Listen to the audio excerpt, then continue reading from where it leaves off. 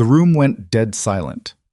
Not the polite kind of quiet, the kind that falls when every person in the building realizes at the exact same moment that they have badly misjudged the man standing in front of them. He was 42 years old. He wore a flannel shirt. He managed a warehouse for a living. And when the loudest, most dangerous instructor in Riverton, Colorado, finally threw his best punch, the one that had dropped grown men, the one he bragged about at every seminar, Marcus Hale didn't fall. He stepped forward. What happened next would empty that gym within the week. If you're new here, hit subscribe and follow this story all the way to the end. Drop a like and tell me in the comments, what city or country are you watching from? I want to see exactly how far this story travels. The summer that year arrived mean and early. By the second week of August, the Rocky Mountain foothills that framed Riverton on three sides had already turned that burnt, washed-out brown that locals called fire season gold. The irrigation ditches along County Road 7 were cracking. The sky over the eastern plains stayed the color of old bone from sunrise to noon, and by 2 in the afternoon, the heat pressed down on the city like a hand over a face. Marcus Hale drove his 2009 Ford F-150 through that heat every morning at 6:47, same as always. Coffee in the cup holder. Radio tuned to the AM farm report out of habit, not interest. The windows down because the AC compressor had been going out since May, and he kept forgetting to deal with it. He managed the receiving dock at Summit Freight Solutions on Industrial Parkway, a corrugated steel building the size of a city block that smelled like diesel and stretch wrap, and the particular kind of exhaustion that accumulates in people who move heavy things for other people's convenience. 14 employees under his supervision. 12-hour days during peak season. He knew every one of his workers by first name, knew which ones had kids in school, knew which ones were going through divorces or fighting medical bills or quietly drinking too much. He kept that knowledge to himself and used it the way a good NCO uses field intelligence. Not to expose people, but to know when to pull someone off a task before they made a mistake that hurt themselves or somebody else. He was good at reading rooms. He had been doing it professionally since he was 19 years old, in places that didn't appear on tourist maps. Nobody at Summit Freight knew that part. Marcus hadn't mentioned it. There was no point. That chapter was closed, the way a door closes on a room you've cleared and moved past, and you don't go back in unless you have to. His son. Evan was 12 and small for his age, and the most genuinely gentle person Marcus had ever known in his life, which was saying something because Marcus had known chaplains and field medics and a K-9 handler named Reyes who cried at sunset without any shame whatsoever. Evan had his mother's eyes and his mother's tendency to look at the floor when adults were arguing. He read graphic novels. He kept a bird journal, actual paper, actual pen, little watercolor sketches of robins and red-tailed hawks, and one very confused pelican that had appeared on the Riverton Reservoir during a freak weather event in April. He was the kind of kid who noticed things, which clouds were building for storms, which songs were playing when a moment felt important, which kids at school were faking confidence, and which ones were genuinely okay. He noticed a lot of things that other people missed. He just didn't know yet what to do with what he noticed. Marcus's ex-wife, Diane, had moved to Denver 3 years ago, and the arrangement they'd settled into, school year with Marcus, summers split, worked better than the divorce itself had. They weren't enemies. They were two people who had wanted different lives and eventually been honest about it. Evan moved between them without drama, which Marcus suspected said more about Evan than it did about either parent. The summer started normally enough. Then, in early June, Evan came home from his first week of 7th grade prep camp with a bruise on his left forearm, the shape of a handprint. Marcus had been in the kitchen when Evan walked in, reheating leftover chicken and rice, half watching the Rockies lose on the small TV mounted under the cabinet. He heard the front door, heard the silence that followed instead of the usual sound of Evan's backpack hitting the floor, and turned around. The bruise was visible below the sleeve of Evan's t-shirt. Not fresh, already purpling, the edges soft and brown. Marcus turned the stove off. "Come here," he said. Evan came over and sat on the kitchen stool. He didn't cover the arm or explain it away. He just looked at it like it was something that had happened to someone else. "Tyler Birch," he said. "He does it to everyone. It's a thing." "Does what exactly?" "Grabs your arm and twists. He calls it a snake bite. The other kids laugh." Marcus looked at the bruise for a moment. Then he looked at his son's face, the careful, controlled neutrality of a kid who had decided that showing upset was more dangerous than the hurt itself. "Does anyone do anything?" Evan's mouth shifted slightly. Coach Hartman told him to cool it. Cool it. Yeah. Marcus put a plate of food in front of his son and sat down across from him. "Okay," he said. That was the whole conversation. But that night, after Evan was asleep, Marcus sat on the back steps with a glass of water and thought carefully about what he already knew and what he still needed to find out. The same way he used to think through a patrol route, accounting for known risks and probable variables and exit options he hoped he'd never use. His son was being hurt. The school wasn't handling it. Something had to change. He spent 2 weeks doing research, quietly, methodically, the way he did everything. He talked to 3 parents from Evan's grade, gathered information about what was actually happening during the school day versus what was being reported to administration, and read through the district's bullying response protocol, which turned out to be 4 pages of language that committed to nothing specific. He also read through a dozen reviews of every martial arts program within 15 miles of Riverton. Iron Wolf Combat Academy came up repeatedly. It had the highest enrollment numbers for kids in Evan's age range, a storefront location on Millbrook Avenue near the hardware store, and a head instructor named Derek Cross, who, based on his Instagram account and the school's website, seemed to be extremely impressed with himself. The reviews were mixed in ways that Marcus found informative. 5-star entries focused heavily on Derek's intensity and no-excuses teaching style. The lower-rated reviews, which Derek had responded to personally with unconcealed hostility, consistently mentioned kids coming home discouraged, embarrassed, or refusing to go back after the second session. One review, 3 stars, posted by someone named H. Okafor, said simply, "The instructor is skilled but doesn't know the difference between toughening kids up and tearing them down. My son learned one thing there, that he wasn't good enough. We left after 4 classes. Marcus read that one twice. Then he enrolled Evan anyway, for a reason he hadn't fully articulated even to himself. He wanted to see it with his own eyes. He wanted to be in that room. He wanted to know exactly what kind of man Derek Cross was before he made any judgments about what to do next. He brought Evan in on a Thursday evening for the intake assessment, and he sat in one of the folding metal chairs arranged along the far wall for parents, and he watched. Derek Cross was 26 years old and looked like a man who had been told he was exceptional so many times and so early that he'd never developed much curiosity about whether it was true. He was lean and fast and technically proficient in a clean, competition-polished way. His movements had the kind of visual sharpness that came from training specifically to be watched. He wore the Academy's branded black compression gear, and he wore it with the particular self-consciousness of someone who knew exactly how it looked. He was good. Marcus could see that clearly. There was real skill in how he moved, real knowledge in his footwork and his distance management. If you'd watched him in a tournament, you'd have been impressed. But a tournament mat is not a classroom, and teaching children is not performing. Within the first 20 minutes of watching, Marcus cataloged 5 separate moments where Derek had the opportunity to encourage a struggling student and chose each time to get a laugh from the room instead. The laughs were never cruel enough to be obviously wrong.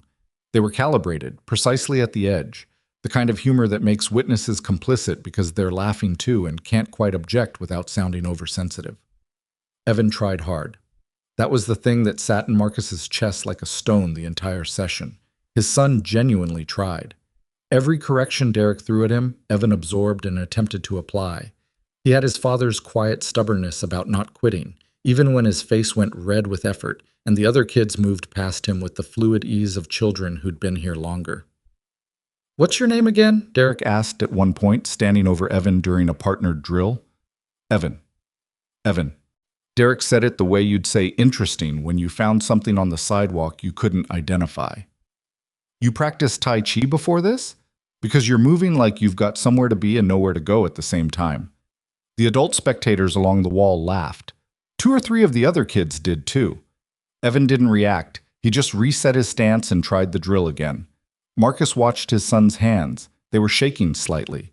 Not from fear, but from the specific effort of controlling a reaction you weren't going to let yourself have in public. He recognized that particular kind of control. He'd learned it himself in his early 20s, in circumstances considerably more extreme than a children's martial arts class in Colorado. He sat with his hands loose in his lap and his face completely neutral, and he told himself, "Not yet. Wait. See what this actually is." They went back the following Thursday, and the one after that. Each class revealed a little more of the architecture underneath the performance. Derek had an instinct, whether conscious or not, for identifying the most uncertain child in any group and using that child as the instrument through which he demonstrated his own authority. Evan, quiet and earnest and visibly trying, was an obvious target. The jokes became a fixture. "Evan, are you sure your laces are tied? You're moving like one of them's loose." Scattered laughter. Reset. Another drill. "Evan, buddy, I've seen trees with better reaction time." More laughter. Always precisely calibrated. Always technically deniable. What bothered Marcus more than the jokes was the response from the other parents. He watched them. He watched them shift in their seats, exchange glances, look at the floor. Some of them laughed along, not because they found it funny, he could tell, but because laughing was easier than not laughing. Easier than being the person who said something. The room had a social gravity to it, and Derek was the center of mass, and everyone else was orbiting and trying not to fall. Marcus knew that gravity. He'd operated in environments where social gravity could get people killed, where everyone went along with something wrong because the cost of dissent felt too high. He had learned, at significant personal expense, that the cost of silence was always higher in the end. He stayed quiet for now. He was still gathering information, but he started watching Derek Cross the way he used to watch certain people in certain rooms, tracking patterns, noting habits, calculating where the real weakness was underneath the performed confidence. When you've spent years working in environments where misreading a person can get you and everyone with you killed, you develop an attention to the specific texture of bravado versus the specific texture of genuine danger. Derek was bravado. Skilled bravado, but bravado nonetheless. The genuine danger wasn't Derek. Marcus made himself a cup of coffee after the third class and stood at his kitchen window looking at the dark backyard. And he thought, one more time, give it one more class. 3 weeks into the enrollment, on a Tuesday evening that smelled like cut grass and ozone from a coming storm, Derek Cross pulled Evan Hale into the center of the mat in front of everyone. And everything Marcus had been patiently cataloging suddenly ceased to be an abstract assessment. The gym was crowded that night.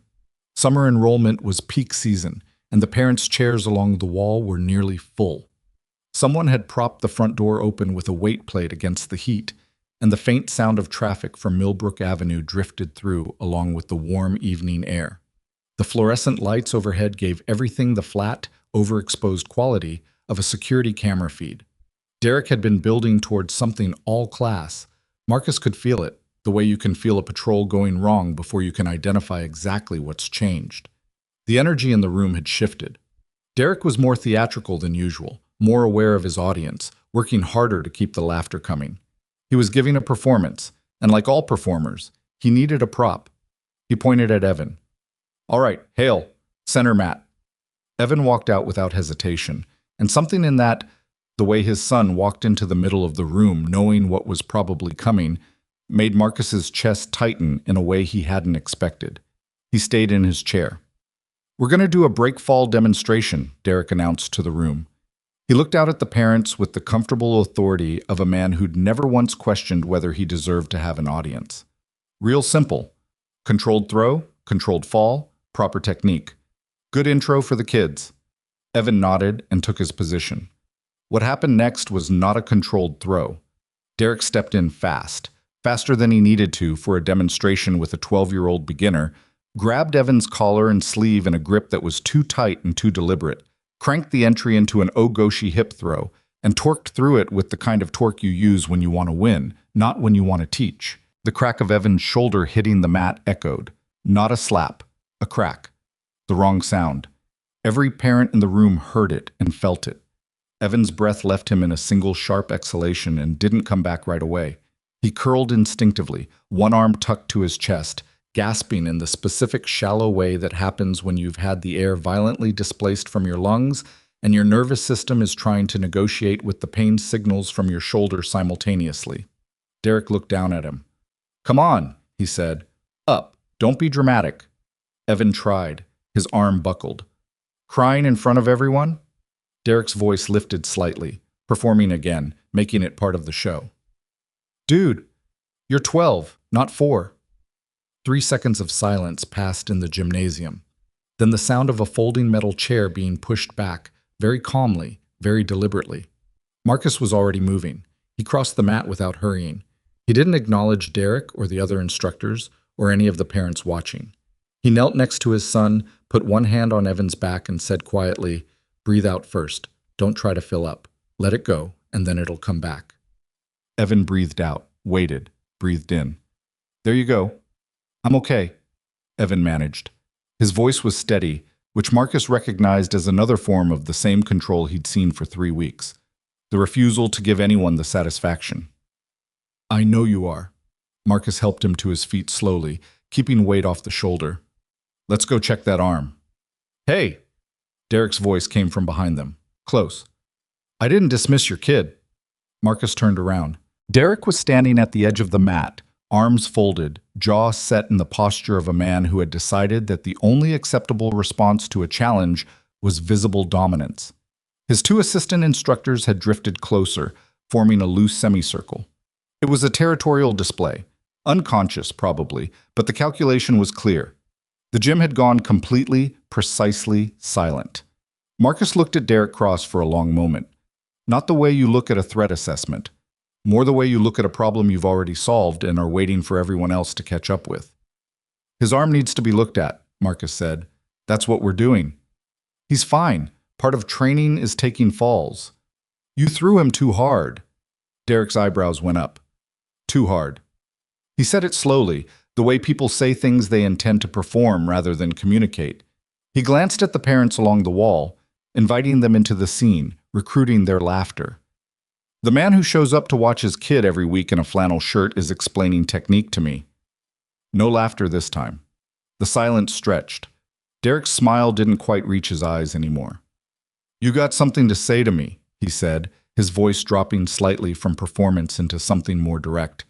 "Why don't you say it on the mat?"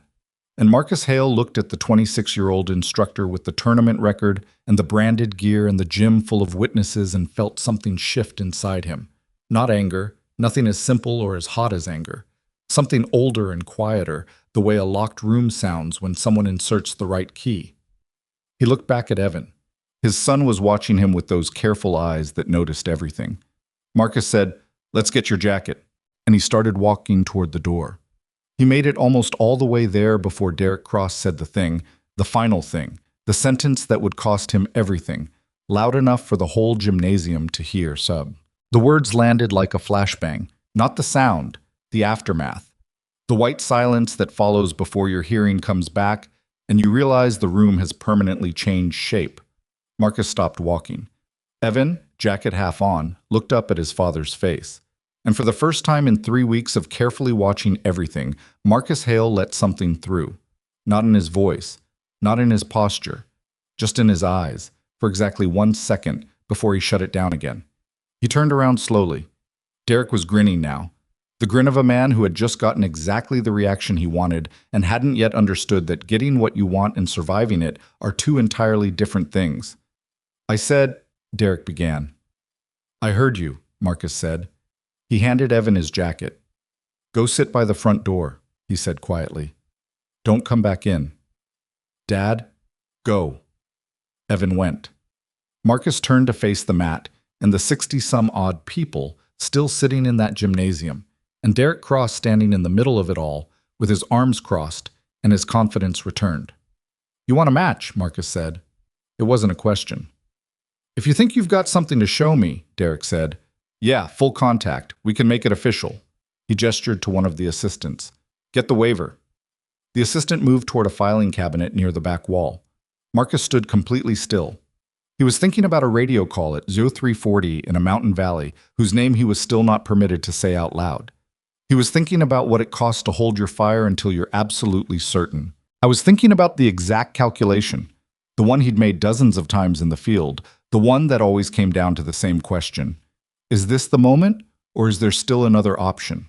He looked at the faces of the parents along the wall. People who had watched their own children get mocked and said nothing. People who were watching right now, waiting to see if the quiet man in the flannel shirt was going to back down. He looked at the door, where he could just see the edge of Evan's sneaker through the gap. He looked at Derek Cross, who had mistaken silence for weakness for so long that he'd forgotten silence was sometimes the loudest thing in a room. The assistant returned with the waiver and held it out. Marcus took it. He read every line. Every single line. Oh. The pen scratched across the signature line.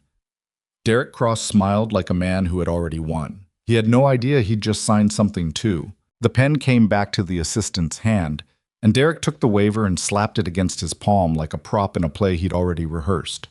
"Smart man," he said. He handed it to his senior assistant, a stocky guy in his late 20s named Colton, who had the particular energy of someone whose entire identity was built around proximity to someone more impressive than himself. Colton clipped the waiver to a board and set it on the table near the wall, then looked around the room with a small, satisfied smile, the way a hype man surveys a crowd that's already on his side. The parents along the wall had shifted in their seats. Nobody was looking at their phones anymore. The mom near the door, early 30s, dark ponytail, her daughter in the beginner class, had her arms crossed and her jaw tight, watching with the careful expression of someone trying to figure out if they should intervene or if intervening would make it worse. The man beside her, presumably the father, was leaning forward with his elbows on his knees, eyes moving between Derek and Marcus with the cautious attention of a person watching something they can't quite categorize. Nobody left. That was the thing Marcus noticed as he unlaced his boots and set them neatly beside the mat. Not one parent got up and walked out. Not one said anything. 60-some-odd people sitting in a room watching a grown man prepare to fight someone because that someone had made him feel disrespected, and not one of them said, "This is enough. We're done here." He understood it. He didn't like it, but he understood it. Social physics. The same force that keeps soldiers from reporting misconduct until someone gives them explicit permission to. The same force that keeps witnesses from stepping forward until someone else does first. You need a catalyst before the room moves. He set his second boot down beside the first and straightened up. Derek was already on the mat, rolling his neck, shaking out his hands with the loose theatrical ease of a man entering a performance space he owned. He'd changed nothing about himself. Same gear, same posture, same audience-calibrated grin. He gestured at the mat with both hands, a welcoming gesture that was really a dismissal. "Whenever you're ready, warehouse man." Marcus began unbuttoning his flannel shirt. He did it the same way he did everything, without hurry, without performance. Button by button, working down from the collar, his eyes on the middle distance the way they always were when his hands were occupied with something routine and his mind was somewhere else entirely. He pulled the shirt off and folded it once, lengthwise, and set it on top of his boots. The room changed. It didn't happen all at once. It moved through the gymnasium in a wave, person to person, as each pair of eyes found the thing that the flannel shirt had been covering for 3 weeks of Thursday and Tuesday evenings.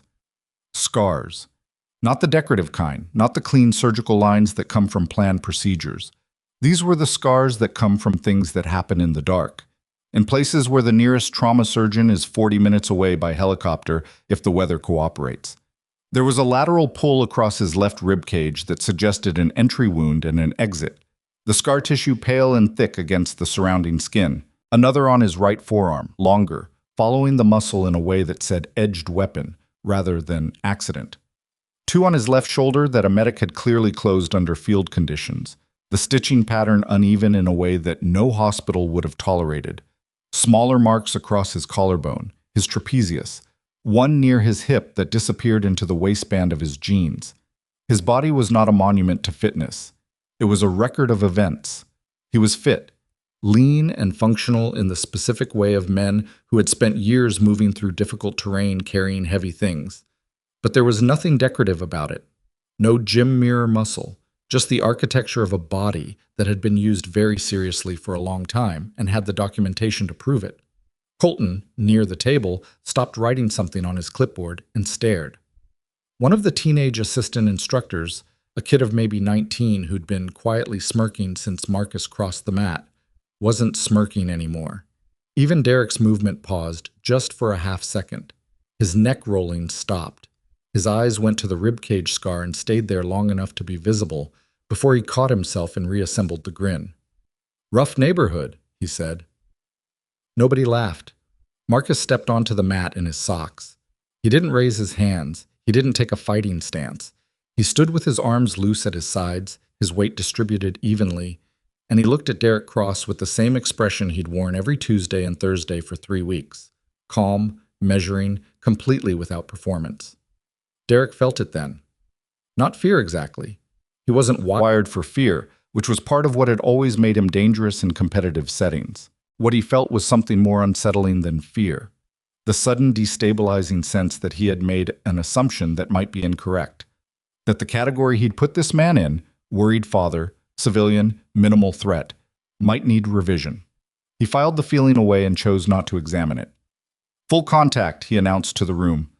"Same rules as any adult sparring session. Match ends when someone taps or I call it. Understood?" "Understood," Marcus said. "Any questions?" "No?" Derek rolled his right shoulder, reset his stance, and looked at Marcus with the sharp, competitive focus that had won him 3 regional tournament titles before he was 24. Then he came forward. His opening combination was legitimate, a probing jab to establish distance, a rear cross to test the response, a level change that suggested a takedown without committing to one. It was smart, controlled, the kind of sequence you throw against an unknown opponent to gather information before you commit to anything irreversible. Marcus slipped the jab by rotating his head 3 inches to the right. The cross passed his ear. The level change telegraphed a full count before Derek's weight shifted, and Marcus simply stepped back and to the outside, creating an angle that made the takedown geometrically impossible without a full reset. Derek reset. He looked at Marcus differently now. The slip had been too clean, the footwork too specific, not the stumbling backward scramble of someone avoiding a punch through luck, but a precisely measured response, the minimum movement required, nothing wasted. The kind of movement that lives below conscious thought, in the muscle memory of thousands of repetitions done so long ago that the body no longer needs to ask the mind for permission. "Okay," Derek said, mostly to himself. He came harder. The second sequence was longer and faster. Jab, jab, cross hook. A level change that this time actually committed to the single leg. Derek driving his shoulder into Marcus's hip with genuine power, trying to take the older man off his feet through momentum and weight leverage. Marcus didn't sprawl. Sprawling would have required backward movement. Instead, he did something that several of the more experienced parents along the wall would later try to describe and find they couldn't quite articulate. He redirected. He got his hips underneath Derek's shoulder instead of away from it, took the angle, used the attacker's own drive to steer rather than absorb, and ended up beside Derek rather than beneath him, one hand on the back of Derek's collar, the position reversed. 2 seconds. No impact on either side. Derek disengaged and put distance between them. He was breathing harder than the exchange warranted. Not from exertion, from the specific metabolic cost of recalibrating a threat model in real time while also trying to fight someone. "Where'd you train?" he asked. It came out more genuine than he'd intended. "Different places," Marcus said. "What style?" "Whatever worked." Derek's jaw tightened. The answer wasn't evasion, it was dismissal, which was worse. It meant the man across from him didn't feel the need to establish credentials, which meant either he was delusional or he had so many that naming any particular one felt beside the point. The teenage assistant near the back wall had quietly moved closer, not in a threatening way, in the way of someone who wants a better view of something they're trying to understand. The mother with the dark ponytail had uncrossed her arms. Nobody in the room was looking at their phone. Derek attacked again, and this time he stopped holding back. The sequence that followed was the best work he had in him. The combination that had ended his last 5 competitive bouts, built around a diagonal entry that disguised the real attack vector until the last possible moment, converting a high-line threat into a body shot that compromised the opponent's posture for the follow-up takedown. He'd drilled it 10,000 times. He'd landed it on men considerably larger and more experienced than the warehouse manager standing across from him. He launched it at full speed. Marcus read the diagonal entry at the first weight shift. He didn't block it. Blocking Derek's combination at full speed would have required matching force against force, which at his age against someone Derek's size was the wrong mathematics. Instead, he did what every piece of training he'd ever done in his life: military combatives, judo, the 2 years of Muay Thai he'd picked up during a long assignment in Southeast Asia, the close quarters work he wasn't supposed to talk about, had drilled into him as deeply as breathing. He chose the angle where the attack didn't exist.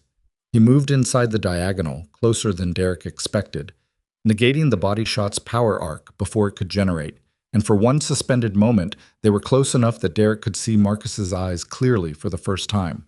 There was nothing in them, not anger, not concentration, not the hot competitive electricity Derek felt in his own chest. Just a very old, very settled quiet. The quiet of a man who has already survived the worst version of this situation, under circumstances where losing didn't mean a bruised ego and a story to tell. Derek felt the hair on his forearms stand up. He broke off and moved back. His breathing was audible now. His shirt had a dark V of sweat at the collar. The room was silent in a way that felt different from the silence at the beginning. Heavier, more committed. The silence of people who have stopped waiting to see how a situation plays out and started understanding that they're already watching the outcome. Colton, at the table, was no longer pretending to write on his clipboard. "You're a patient man," Derek said. He was stalling, and he knew it, which was its own data point. He had never stalled in a fight in his life. "I'm a lot of things," Marcus said. "You're not going to throw anything, are you?"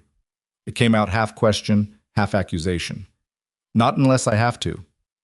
"That's a losing strategy." "Against you in a tournament, maybe. This isn't a tournament." Something about that, the precision of it, the way it acknowledged Derek's actual skill while simultaneously making clear that tournaments were not the frame Marcus was operating in, landed differently than Derek expected. It cut in a direction he hadn't anticipated. He reset his stance, his chin dropped, his eyes went cold in the specific way they went cold right before he ended fights. "Stop moving," he said. "I'm not moving," Marcus said. "You're chasing." Derek Cross came forward with everything he had left. The combination he threw was ugly and wild compared to his earlier work. Pure aggression where there had been technique, the kind of attack that abandons calculation for the possibility of ending it fast. A looping right hand at the head, following into a clinch attempt, following into a knee. Not smart, but powerful. And sometimes power is enough. Marcus rolled under the right hand and came up on the inside. His left hand found Derek's wrist and controlled it. His right hand found Derek's elbow and broke the straight line without hyperextending. Just enough leverage to compromise Derek's base, to create the exact half-second of instability in the younger man's structure that Marcus had been watching for across 3 full exchanges. He held Derek there, not throwing, not hurting, just holding. The entire gymnasium could see Derek straining against the control and not getting anywhere, could see the mechanical reality of it. A 26-year-old with tournament titles and a gym full of trophies stopped completely by a 42-year-old man in socks who hadn't thrown a single punch. 7 seconds of this. 8. Derek's face was doing something complicated. There was still anger in it, but underneath the anger was something he hadn't shown this room before. Something that required significant effort to process in real time in front of 60 witnesses. The recognition that he was not the most dangerous person on this mat. "Let go," he said, very quietly. Marcus released him and stepped back. Derek straightened up. His chest was heaving. There was a thin redness along his cheekbone from where Marcus's arm had pressed during the control that hadn't been a throw. He stood there for a moment. The room waited.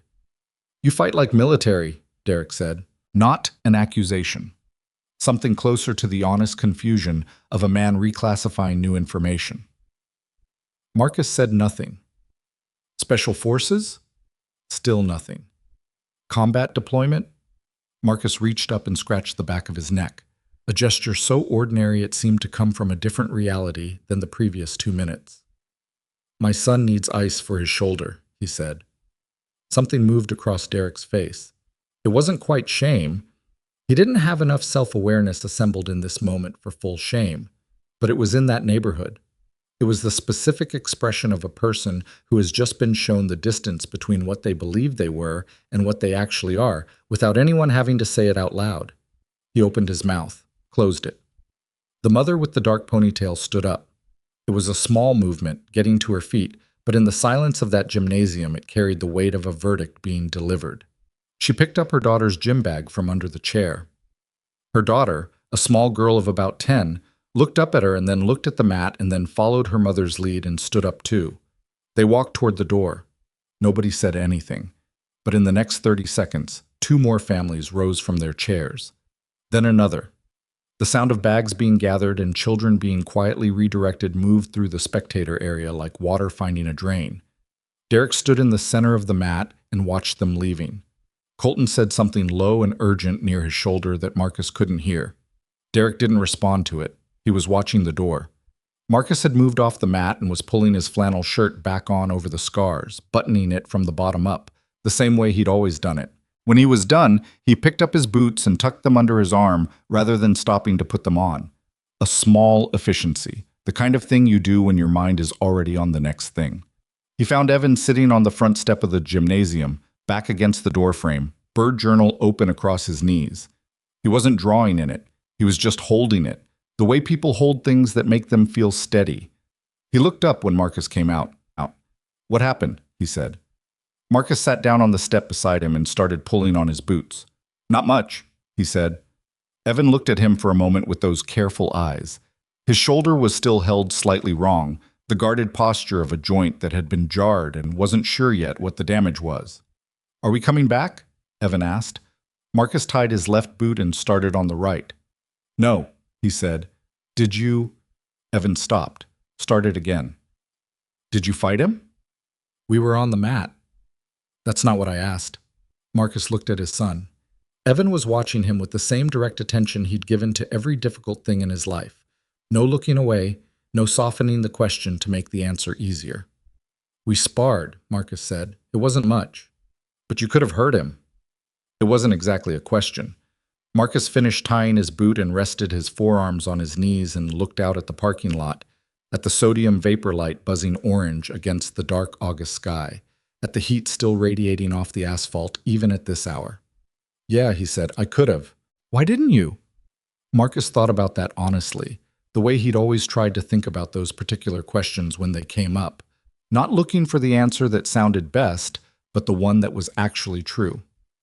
"Because hurting him wasn't the point," he said. "Making sure it stops. That's the point." Evan was quiet for a moment. He closed the bird journal and held it against his chest. "Is it going to stop?" Marcus looked at the parking lot. Behind them, through the propped door, he could hear the sound of the gymnasium, the particular acoustic quality of a space from which people are departing, the scrape of chairs, the subdued voices, the zip of bags. The crowd was thinning. He could feel it the way you feel a tide going out. "Yeah," he said. "I think it is." A car started in the parking lot. Then another. Headlights swept across the asphalt as families began filing out, some of them glancing toward the front step where Marcus and Evan sat. Not stopping, not saying anything, just glancing, the way people look at the thing that changed the temperature of a room on their way out of it. The mother with the dark ponytail passed closest to them. She paused for just a moment, not long enough to be a conversation, long enough to be intentional, and looked at Marcus with an expression he recognized. "Thank you, and I'm sorry I didn't do it myself in the same look. The specific combination you see on people who have just been freed from something they didn't know how to name." Then she moved on, her daughter's hand in hers, and they got in a silver minivan and drove away. Evan watched the parking lot empty. "Dad," he said. "Yeah." "Your shoulder's doing the thing." Marcus glanced at his right shoulder. The old injury from a valley in a country he couldn't name out loud. The one that flared when he'd been using that arm under load. He hadn't noticed he'd been rotating it. "I'm fine," he said. "You always say that." "Because I'm always fine." Evan made a small sound that might have been skepticism. They sat there for another minute. The sodium vapor light buzzed. Somewhere down Millbrook Avenue, a dog barked twice and went quiet. The heat wasn't much less than it had been at noon, but there was a faint movement in the air now. The first suggestion of the storm that had been building all day over the mountains, too far off to hear yet, but close enough that the air smelled of it. "Ice cream," Marcus said. Evan looked at him. "Your shoulder needs ice. Get some ice cream, hold it against your arm on the drive home. Efficient." Evan stared at him for another second, completely flat. "That's not how ice works," he said. "It's exactly how ice works." "It genuinely isn't." Marcus stood up and held out a hand, and Evan took it and let himself be pulled to his feet. and the two of them walked across the cooling asphalt towards the truck, and behind them the gymnasium was nearly empty now, and Derek Cross was still standing somewhere inside it, and the fluorescent lights were still on, and the trophies were still in their case along the wall, and nothing about any of that mattered the slightest bit to either of them. Marcus unlocked the truck. The doors creaked. They always creaked. He kept meaning to do something about that. And they climbed in, and Marcus rolled the windows down because the AC was still broken, and he pulled out of the Iron Wolf Combat Academy parking lot for the last time. He didn't look back. In the side mirror, though, just for a moment before he turned onto Millbrook, he caught a shape in the lit doorway of the gym, a figure standing at the threshold, watching the truck go. He couldn't make out the expression from here. He didn't need to. He already knew what it looked like when a man finally understood what he'd been standing across from. He turned south on Millbrook Avenue, toward the DQ on 5th Street, and the warm August dark closed around the truck, and Evan leaned his good shoulder against the door and watched the streetlights pass overhead, and the storm was still coming, slow and enormous, from somewhere out beyond the mountains. The Dairy Queen on 5th Street was half empty at that hour, the way fast food places get late on weeknights when the dinner rush is gone and the closing crew is starting to think about mopping. The fluorescent light inside was the same flat white as the gymnasium had been, which Marcus noticed and decided not to think about. He ordered a Blizzard for Evan and a black coffee for himself, and they took the booth by the window, and Evan held the cold cup against his shoulder through his shirt while he ate around it with his other hand, which was awkward and inefficient and worked reasonably well. "You were right," Evan said, "about the ice." "Don't." Marcus drank his coffee. Outside on 5th Street, the traffic was sparse. A few pickups, a couple of sedans, the occasional semi pushing through toward the interstate. The mountains were invisible in the dark, but Marcus could feel them the way he always could, that specific quality of western air that told you there was serious elevation somewhere close, even when you couldn't see it. "It doesn't hurt that bad," Evan said, about his shoulder. He said it the way he said most things about himself that were difficult, factually, without requesting a response. "I know," Marcus said. "I mean, it actually doesn't. I thought it was going to be worse. Take it easy for a few days. No carrying the backpack on that side." Evan scraped the bottom of the Blizzard cup. He was quiet for a moment. The specific kind of quiet that Marcus had learned, over 12 years, meant his son was working toward saying something he hadn't quite assembled yet. "The way you moved in there," Evan said finally, "when he grabbed for you." Marcus waited. "I've never seen anyone move like that." "Like what?" "Like you already knew where he was going before he did." Evan set the cup down. He was looking at his father with a careful, direct attention that was hard to hold and easy to understand. "You've done that before. A lot." Marcus turned his coffee cup a quarter turn on the table, left to right. He had a habit of doing that when he was deciding how to answer something honestly without answering more than was necessary. "Yeah," he said, "I have." "In the military?" "Yes." "You never talk about it?" "No." Evan absorbed this without pushing further, which was one of the things Marcus had always respected about his son, the ability to accept a boundary without making it a wound. He went back to the empty Blizzard cup, working at a piece of Oreo stuck to the side. "Are we going to be okay?" Evan asked. He meant the night, the gym, whatever came next. The question was broader than it sounded, and both of them knew it. "Yeah," Marcus said, "we are." He meant it, but he also knew that okay was relative, and that the night wasn't quite finished yet with what it had to give them. His phone buzzed on the table. Unknown local number. He let it go to voicemail, and 30 seconds later it buzzed again with the same number, and he picked it up. "Marcus Hale." A pause. Then a male voice, tight and over-controlled, the voice of someone who had rehearsed what he was going to say and was already off script because the person on the other end actually answered. "This is Derek Cross." Marcus said nothing. "I want to be clear about something," Derek said. "What happened tonight, the sparring, whatever, that's done. That's over. I'm not interested in escalating anything. Okay? But I need you to understand." Another pause. The over-control starting to slip at the edges. "Those families that left tonight, that's on you. You created a scene in my gym in front of my students and their parents, and that has consequences for my business." Marcus watched a truck pass on 5th Street.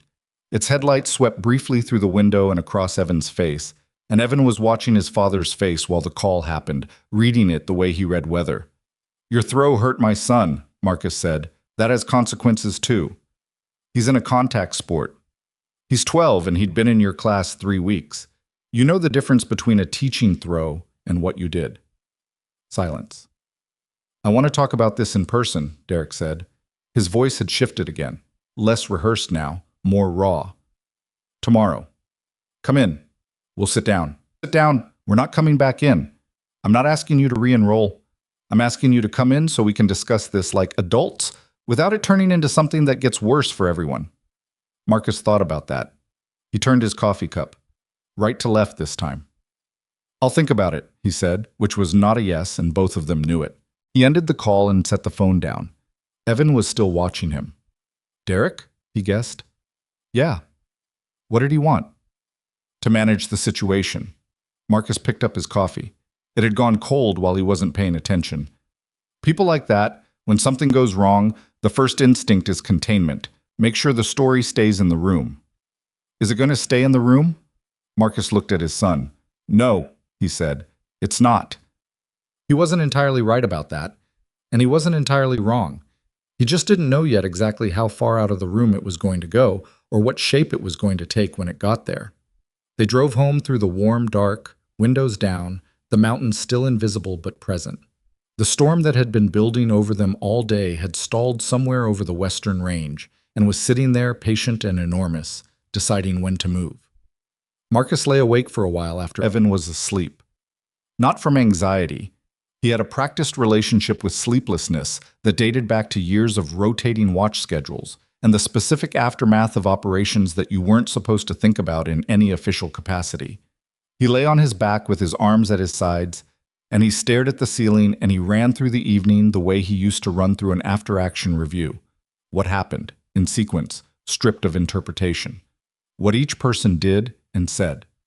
What the room responded to. Where the significant decision points were, and what other options had existed at each one. He did not think he had made any serious errors.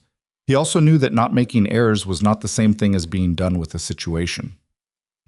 Derek Cross was embarrassed in front of his entire student body and most of their parents. That embarrassment would metabolize into something. It always did. The question was what form it would take and how fast. Marcus turned onto his side and listened to the house settle and thought about his son sleeping down the hall with his shoulder wrapped in the soft brace they'd found in the first aid kit under the bathroom sink. And he made the same calculation he always made when he was trying to determine the right level of alertness for a given situation. Not danger yet, he thought, but don't sleep too deep. He was out in 4 minutes. He'd always been able to do that. 3 days passed without anything from Derek Cross or Iron Wolf.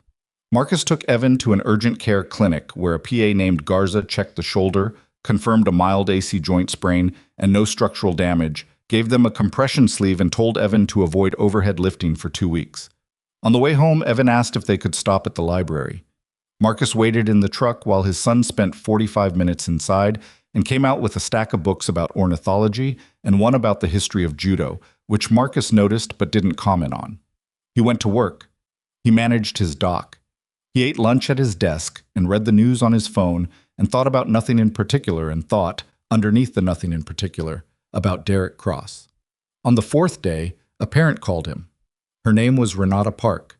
She had a son named Cam in Evan's grade who had been at Iron Wolf for 6 months, longer than Evan, long enough to have accumulated a specific kind of experience that she described to Marcus in a level, factual voice for 11 minutes without editorializing. Cam had come home from 4 of his last 6 classes in a condition she described as shutdown. Not upset in the normal way children get upset, but the specific closed-off flatness of a kid who had absorbed too much over too long and had stopped trying to process it.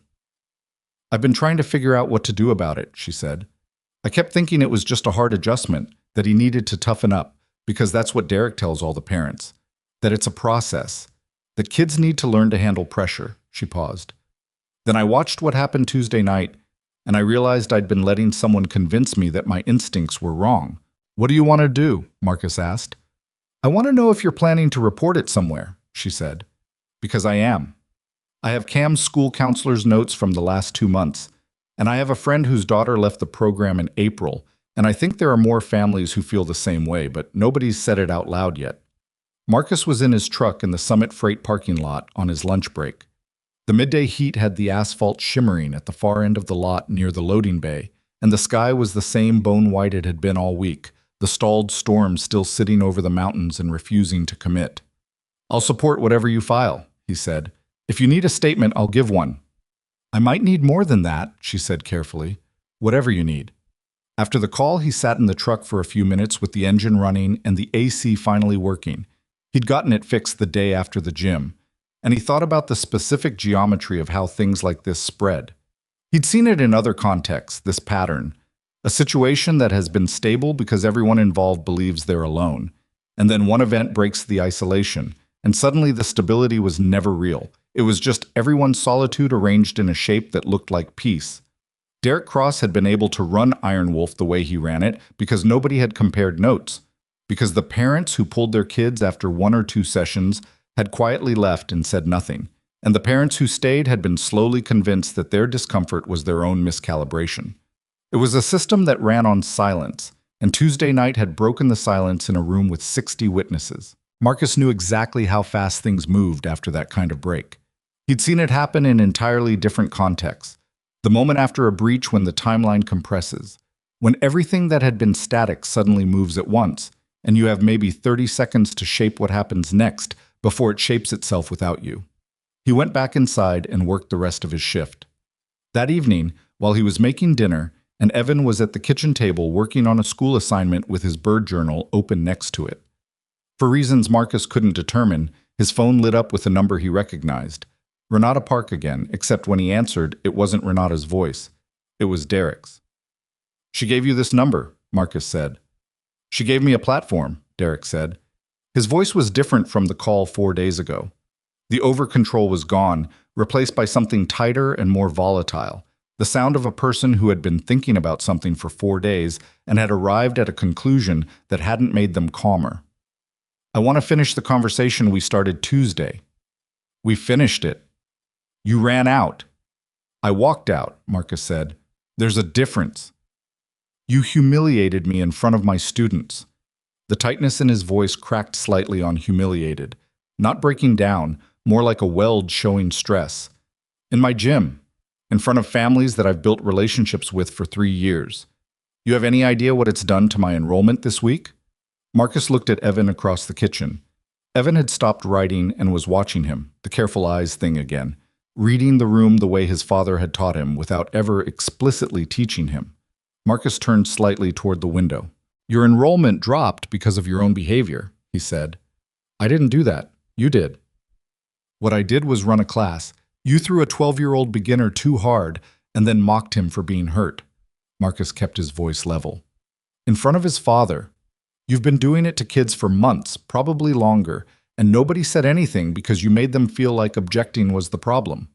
He paused. Someone was eventually going to say something. The silence on Derek's end was the kind that has sound in it, breathing, movement, the specific acoustic quality of a person standing somewhere and trying to hold themselves together. "I want to meet," Derek said finally. "In person. Tomorrow. Neutral location, just us." "Why?" "Because I want to understand what you are." It came out plain and honest in a way that nothing else in the conversation had been. "What you actually are.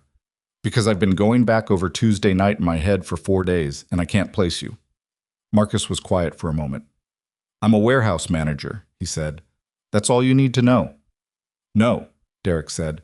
"That is genuinely not all you are." Marcus didn't answer that. "Look," Derek said. The volatility in his voice shifted again. Not gone, but compressed into something more deliberate. "I know Renata Park is organizing something. I know there are families talking to each other right now. I know where this is going." He exhaled. "I'm not calling to threaten you. I want to know if there's a way to deal with this that doesn't end with my business destroyed." There was a long quiet on the line. "You should have thought about that before Tuesday," Marcus said. He ended the call. He set the phone face down on the counter and stood there for a moment, his hand flat on the laminate, looking at the surface of it like he was reading something there. "Dad?" Evan's voice. "Yeah." "Is he going to do something?" Marcus picked the phone back up and put it in his pocket. I don't know, he said. He went back to the stove and checked the pasta. Probably not, but we're going to be aware anyway. Aware of what? Of the fact that embarrassed people are unpredictable. He stirred the pot. That's just a thing that's true. Evan thought about that. He sounded scared, Evan said. On the phone. I could hear it from here. Marcus glanced at his son. The bird journal was open to a page with a pencil sketch of something. A hawk of some kind, or maybe a falcon, the lines quick and observational rather than careful. Yeah, Marcus said. He probably is.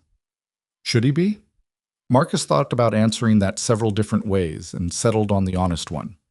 He should be thinking about what comes next, he said. That's different from scared. Evan nodded and went back to his assignment. Marcus drained the pasta. What came next arrived faster than Marcus expected, which was itself information. Derek Cross showed up at Summit Freight Solutions the following morning at 10:47. Marcus knew he was there before anyone told him, because he saw the black Jeep Wrangler pull into the visitor parking. The same Jeep that had been in the Iron Wolf lot every time they'd come to class. And he recognized Derek's walk from 40 yards through the dock manager's window, the athletic roll, the shoulders too high, the particular gait of someone who has decided how this is going to go and is running on that decision before they've confirmed it. He told his shift lead he'd be back in 10 minutes and went out to the lobby. Derek was standing at the reception counter talking to the front desk coordinator, whose name was Bev, and who was 63 years old and dealt with difficult people with the specific weariness of a woman who had been doing it for 4 decades and was not remotely impressed by any of them. She looked at Marcus when he came through the door with an expression that said, "Yours, I assume." "We can step outside," Marcus said. Derek turned around. He was in street clothes, jeans, a gray t-shirt, no gym branding, which Marcus read as a deliberate choice. He wanted this to feel like a conversation, not a confrontation. He'd thought about it on the drive over. They went out through the side door into the narrow strip of shade between the building and the parking structure. It smelled like diesel and hot concrete and the slightly fermented sweetness of cardboard breaking down in the recycling bay 20 feet away. Derek looked older than he had Tuesday night. Not much. 4 days wasn't much.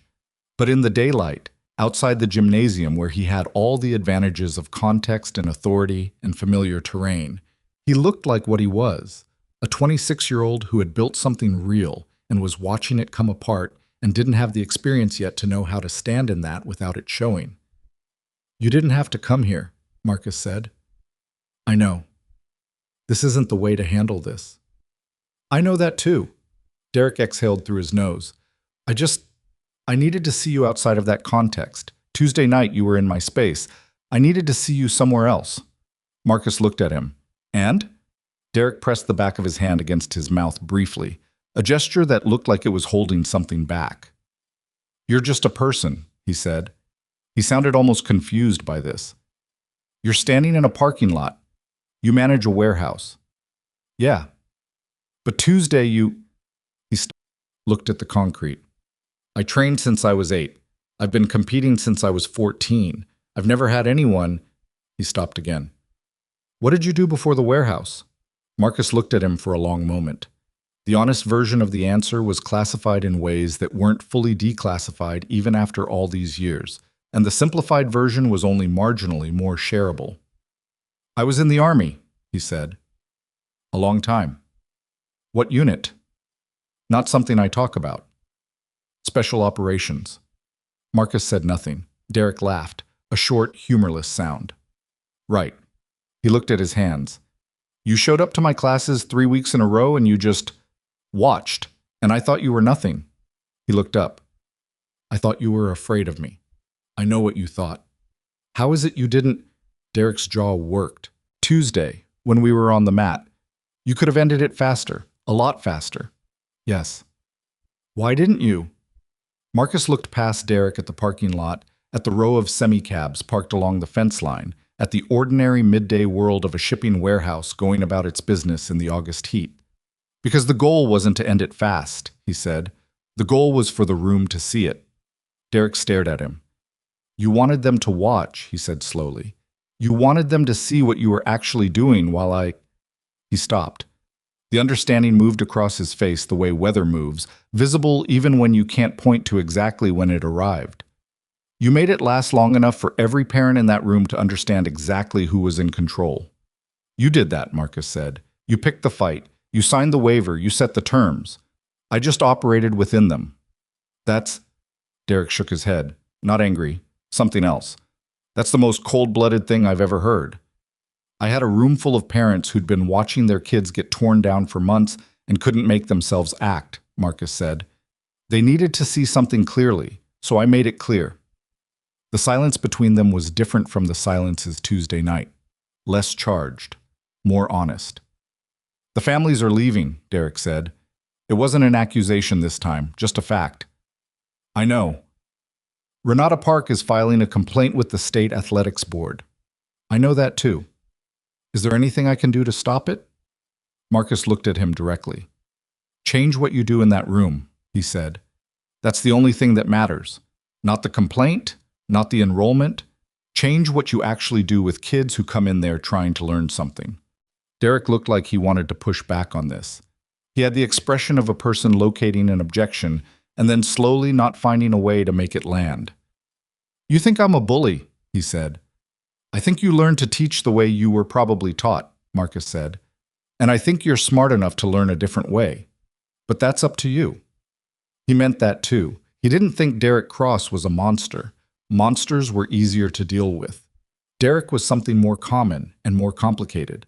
A person with real talent and bad habits, and an environment that had never required him to question whether his methods were working, because the metric he used to measure success had never included the kids who left.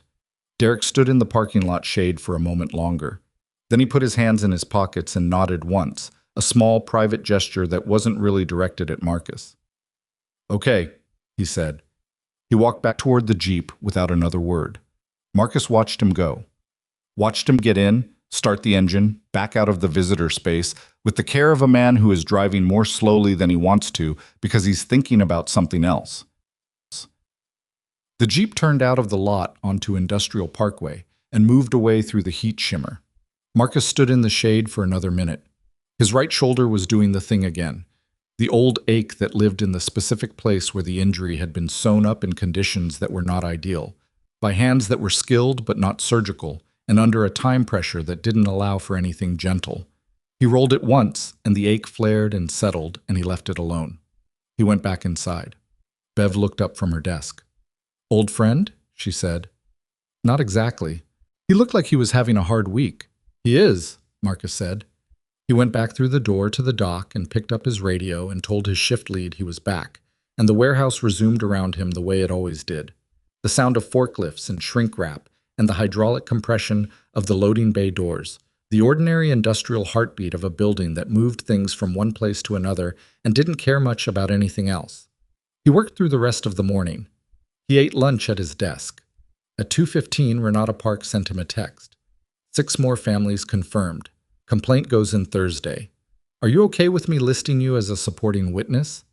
He typed back, yes. She sent back a single thumbs up. Marcus set the phone down and went back to his inventory spreadsheet and thought about the fact that sometimes the most significant thing you can do in a situation is simply not look away. From what's happening in the room, from what your instincts are telling you, from the thing you know is wrong even when every social force in the environment is quietly encouraging you to file it under not my problem and go home. He thought about Evan in that class for 3 weeks, resetting his stance after every cruel joke, coming back the following Thursday, refusing to be the thing someone's contempt turned him into. He thought about his son at the kitchen table with the bird journal open, sketching a hawk he'd seen from the truck window while they were driving somewhere. Quick, observational lines, not trying to be perfect, just trying to be accurate. He thought that sometimes that was enough. Just trying to be accurate. Just seeing the thing clearly and recording it true. His shift lead knocked on the open door. Bay 4's calling in a discrepancy on the Thornton shipment, she said. You got a minute? Yeah, Marcus said. He closed the spreadsheet. Let's go look at it. He followed her out onto the dock and into the ordinary noise and heat of the afternoon, and the sun was still the same bone white. It had been all week, and the mountains were still invisible behind it, and the storm was still out there somewhere, patient and enormous, waiting for the right moment to finally come down. The Thornton discrepancy turned out to be a mislabeled pallet of industrial fittings that someone had logged under the wrong manifest number. A 20-minute fix that became 45 because the vendor's paperwork didn't match their own invoice, which was the kind of thing that happened 3 times a week and never got less tedious.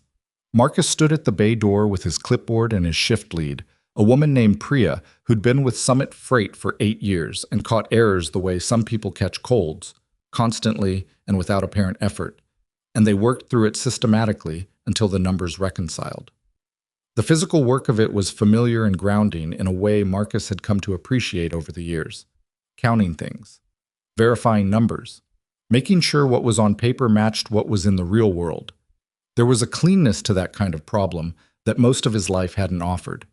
He was back at his desk by 3:30 with a corrected manifest and a note to the vendor's logistics coordinator that was firm without being hostile. Another skill acquired over a long career that had nothing to do with shipping. His phone showed 2 missed calls. Not Derek, not Renata Park. A number with a Denver area code he didn't recognize. He stared at it for a moment, then called back. It rang twice before someone picked up. The ambient sound on the other end was an open office.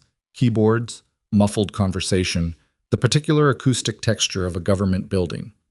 Colorado Department of Regulatory Agencies. This is Monica Vass. Marcus sat back in his chair. Ms. Vass, my name is Marcus Hale. I had 2 missed calls from this number. A brief pause, keys clicking. Mr. Hale? Yes. I'm an investigator with the Professional Licensing Division. We've received a complaint referencing you in connection with Iron Wolf Combat Academy in Riverton. I was hoping to schedule a time to get a statement from you. What kind of statement? We're looking at the instructor's certification and conduct history. You were present at the incident in question, and based on the initial complaint, you may have information relevant to the investigation. Another pause. I also understand you were directly involved in the subsequent event that evening. The sparring match. Yes. Marcus turned his coffee cup, left to right. When do you need this? He said. As soon as you're available, honestly. We've had 4 formal complaints filed since Tuesday. It seems to have opened a door. 4. He hadn't expected it to move that fast. 4 as of this morning. My supervisor expects more by end of week. Monica Vass had the measured, professional dryness of a person who processed human disasters for a living and had learned to do it without bleeding all over every case. Mr. Hale, I want to be straightforward with you. The complaint process is about the instructor and the facility. You're not under any kind of scrutiny here, but a first-hand account from someone with your apparent background would be useful. My apparent background, Marcus said. One of the other witnesses described what happened during the sparring session, in some detail. She left a pause there that was clearly intentional. We're not asking you to disclose anything you're not comfortable disclosing. We're asking you to describe what you witnessed. I can do that, he said. They scheduled a call for Thursday morning. After he hung up, Marcus sat at his desk for a while without doing anything in particular. 4 complaints. He thought about the architecture of it, how each family that filed gave the next one permission to file, how the act of naming a thing officially made it easier for other people to name the same thing. He had watched Renata Park's careful, organized anger in a single 11-minute phone call and known she was the kind of person who got things done. But 4 complaints in 4 days was faster than he'd modeled. He thought about Derek Cross in the parking lot that morning. You just sat there. The genuine confusion in it, the disorientation of a person whose category system had failed. He turned his computer back on and finished the shift. The storm finally came that night. It arrived around midnight. Marcus heard it before he was fully awake, the specific sound quality change of heavy rain on the roof that his nervous system had learned to distinguish from lighter rain a long time ago in places where the difference mattered tactically. He lay in the dark for a moment, assessing the sound the way he assessed most things, and then he got up and checked the windows and went to the kitchen and stood at the back door watching the rain come down in the yellow light from the neighbor's back porch. It was a real storm. Lightning every few minutes over the mountains, the thunder arriving 7 or 8 seconds later. 2 miles out, moving east. The irrigation ditches along County Road 7 would be running by morning. The burnt grass hillsides east of town would smell different tomorrow, that particular high desert smell of dry ground receiving water under pressure. He stood there for about 10 minutes. He wasn't worried about anything specific. He was doing the thing he did sometimes after situations that weren't quite resolved, running the threat of it forward, testing the likely lines of development the way you test ground before you put weight on it. The investigation would proceed. Derek would either cooperate or not, and the license board would find what they were going to find regardless. Renata Park would keep organizing because she was that kind of person. The families that had left Iron Wolf would stay gone. The ones who hadn't known whether to leave would have the complaints as a visible anchor for what their instincts had already been telling them. Marcus himself would give a statement on Thursday and answer questions honestly, and that would be the extent of his formal involvement. The parts he couldn't predict were smaller. How Derek metabolized this over months, whether the gym survived under new management or closed entirely, whether Evan's shoulder healed clean or left a small persistent ache the way certain injuries did, whether his son, who had watched all of this happen from various angles over 3 weeks, would understand what he'd seen in a way that stayed useful to him. That last one was the one Marcus actually cared about. He went back to bed when the lightning moved past and the thunder shortened to under 5 seconds. He was asleep before the rain stopped. Thursday arrived with washed-out sky and lower heat, and the gutters along Millbrook still running muddy. Marcus took the call from Monica Vass at 7:30, sitting in his truck in the Summit freight lot before his shift started. She asked good questions. Specific, sequential, not leading. She'd done this long enough to know that the most useful testimony was the kind you didn't shape in advance. She asked him what he'd observed in the 3 weeks of classes, asked him to describe Tuesday evening in specific sequence, asked him about the throw itself. In your assessment, she said at one point, was the throw appropriate for a beginner student of that age? No, Marcus said. Can you characterize the difference between what you saw and what would be appropriate? The entry was too fast. The grip was too tight for a demonstration. That's the kind of grip you use when you're competing, not teaching. The torque through the hip was full power. A 12-year-old in his 3rd week doesn't have the body mechanics to break fall from a full power throw by an adult male with competitive training. How do you have the background to assess that? He'd been waiting for this. I trained in judo and military combatives over approximately 14 years, he said. Army service. I was also present for the subsequent sparring session, which I think speaks for itself in terms of my familiarity with the material. A pause. Yes, Monica Vass said. I've read the witness accounts of that. Another pause, slightly longer. Mr. Hale, I'm going to ask you something that's not strictly part of my investigation, and you're absolutely free to decline to answer. Go ahead. Several witnesses described you as someone with special operations background. One described your movement during the sparring session as, I'm reading directly, not like sport fighting, more like watching someone run a room clearance in slow motion. Is that an accurate characterization? Marcus looked through the windshield at the loading bay doors. Bay 3 was open, a forklift moving back and forth in the morning light. I can't speak to my specific service record, he said. I'm not asking for a service record. I know what you're asking. He thought about it for a moment. The characterization is not inaccurate. I was trained for environments where not responding to a threat gets people killed. That's a different training context than sport competition. Derek Cross is a very skilled competitive fighter. In a tournament setting, he would beat most people I've known. But tournament fighting and the kind of training I had are different problems. And Tuesday night was which problem? Tuesday night was the problem I know. Monica Vass was quiet for a moment. Thank you for that, she said, and meant it in a way that went slightly past professional courtesy.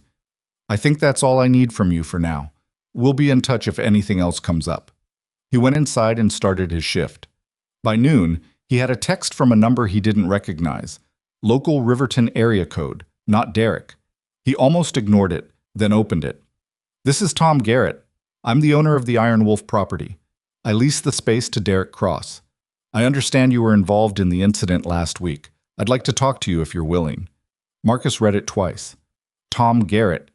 He'd seen the name on the lease notice posted inside the gym entrance, the building owner's contact information, required by the city for commercial spaces. He typed back, I can talk. Not today. Garrett replied in under a minute. Tomorrow morning? Coffee? I'll come to you.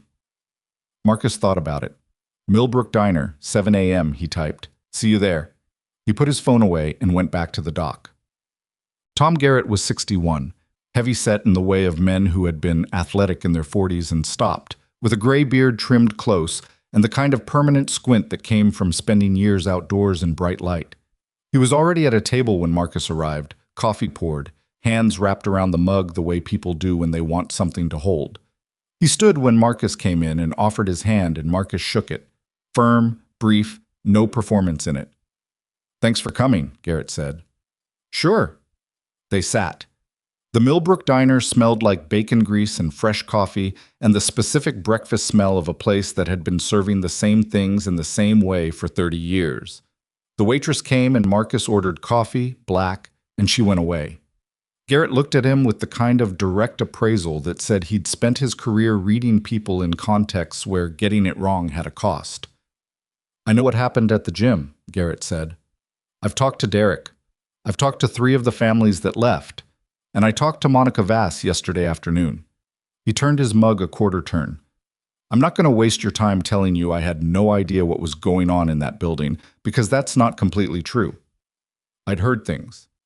I didn't act on them the way I should have." Marcus waited. "I own 4 commercial properties in Riverton," Garrett said. "Derek's been in that space for 3 years. He pays on time, he maintains the building, he's never given me cause to start a formal process." He paused. "Which is a sentence that sounds a lot more acceptable before something like this than after." "What do you want from me?" Marcus said. "I want to understand what you are." He said it almost exactly the way Derek had said it, except where Derek's version had been destabilized and confused, Garrett's was calm and analytical. "Not as an accusation. I've been trying to place you since I first heard about Tuesday, and I can't quite do it. I'm a warehouse manager." "You're a warehouse manager who walked onto a mat with a decorated competitive fighter and made him look like an amateur in front of 60 people without throwing a punch for most of it." Garrett watched him. "I did some asking around. Not much. Enough to know that your file has some significant redactions." Marcus looked at him steadily. "My service record isn't relevant to your lease situation," he said. "No," Garrett agreed. "It isn't. I'm asking because I'm curious and because I think you're the kind of person whose answer to that question tells me something about what you're going to do with the rest of this situation." Marcus drank his coffee. "What do you want to do with your property?" he said. Garrett leaned back. "I've already told Derek I'm not renewing his lease when it comes up in November. That was a decision I made independently. The state investigation just confirmed it." He folded his hands on the table. "I've had a conversation with a woman who runs a youth athletics program out of Fort Collins. She's been looking for a Riverton location for 2 years. Clean background, solid references, philosophy built around building kids up, rather than sorting them by who survives the instruction." "That sounds like the right call." "It is." Garrett looked at him. "I'm also looking at what liability exposure I have from the last 3 years.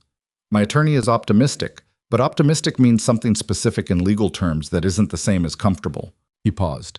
"I want you to know that I'm not looking for this to go further than it needs to go. Not to protect Derek, he made his choices, to make sure the right thing actually happens, which in my experience is not always what happens when things get maximally complicated."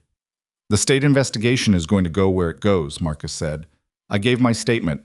I'll answer any questions they have. Beyond that, it's not my call." "I know that." Garrett was quiet for a moment.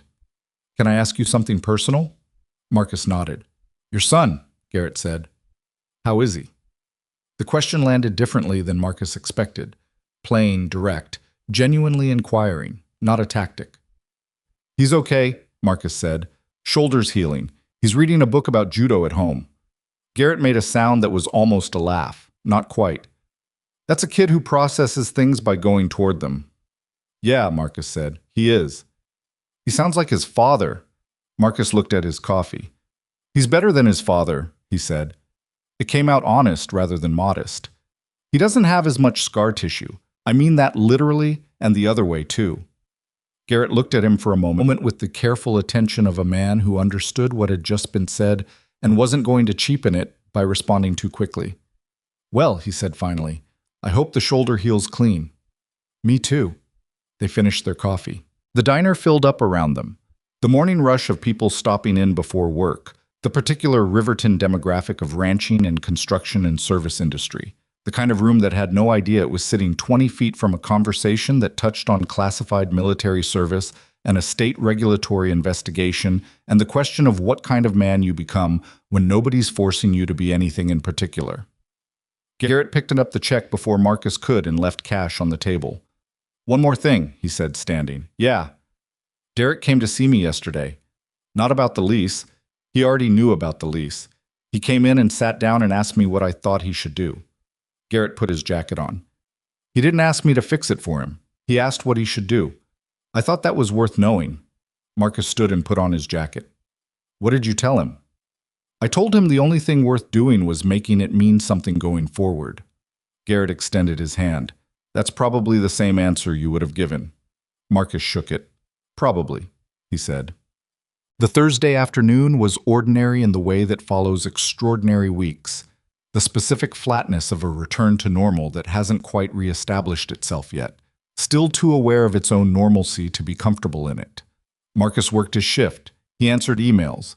He approved a schedule change for one of his dock workers, whose kid had a medical appointment, and he caught a labeling error on an outbound pallet that would have caused a problem in Phoenix. And he drank 2 more coffees and ate a vending machine sandwich at his desk and thought about almost nothing consequential.